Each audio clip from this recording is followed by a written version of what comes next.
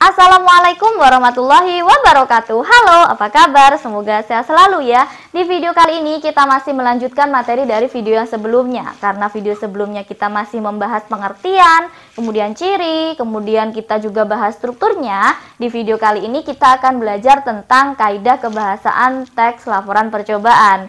Yuk simak video ini sampai selesai ya. Jangan di skip, jangan lupa tekan tombol subscribe, like, dan share. Terima kasih.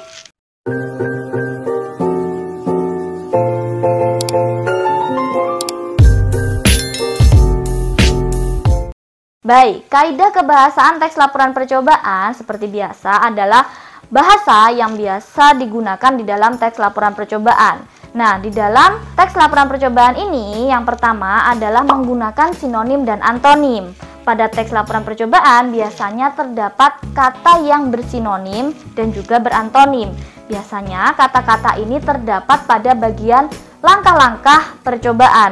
Sinonim dan antonim tahu kan? Ya, sinonim itu persamaan kata, sedangkan antonim adalah lawan kata.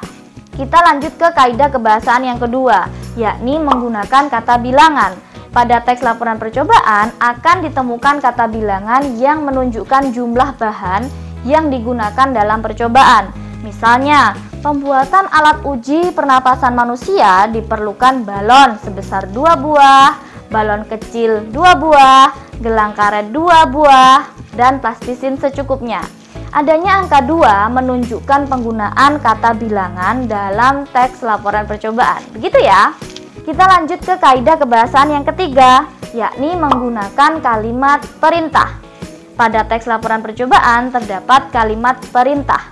Ciri dari kalimat perintah adalah menggunakan kata kerja di awal kalimat, dan ciri yang kedua adalah menggunakan imbuhan kan atau lah. Contoh, guntinglah, potonglah, siapkan, dan lain-lain. Masih banyak lagi contoh kalimat perintah ya. Kemudian kebahasaan yang keempat adalah menggunakan kata hubung. Pada teks laporan percobaan kalian pasti menemukan beragam konjungsi atau kata penghubung.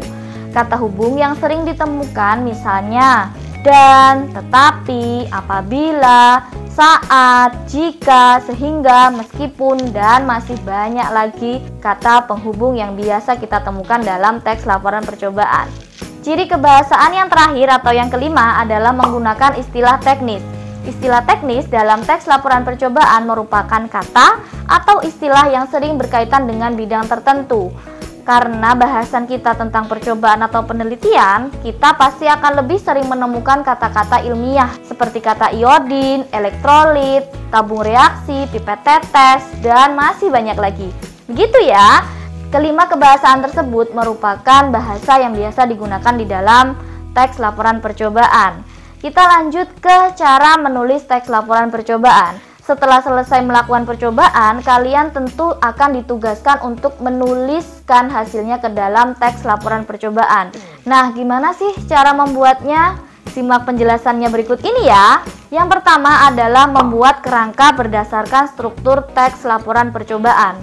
Pertama, buatlah kerangka sesuai struktur teks laporan percobaan, mulai dari tujuan, alat dan bahan saat melakukan percobaan, serta langkah-langkah dari awal hingga akhir percobaan. Kemudian, tuliskan hasil percobaan dalam bentuk tabel, grafik, bagan, atau gambar agar membuat pembaca lebih mudah melihat hasilnya. Setelah itu, tuliskan kesimpulan dari percobaan. Cara yang kedua adalah mengembangkan kerangka menjadi sebuah teks yang utuh. Setelah selesai membuat kerangka, kamu harus mengembangkannya menjadi sebuah teks yang utuh. Jangan lupa untuk memperhatikan kaidah kebahasaan yang digunakan agar teks laporan percobaan mudah dipahami. Sekian dulu ya materi kita hari ini. Semoga materi ini menjadikan kalian paham 100% tentang teks laporan percobaan. Amin. Semangat terus belajarnya. Terima kasih sudah setia bersama saya. Semoga bermanfaat dan mohon maaf apabila ada kesalahan dan kekurangan materi. Akhir kata, wassalamualaikum warahmatullahi wabarakatuh. Dadah!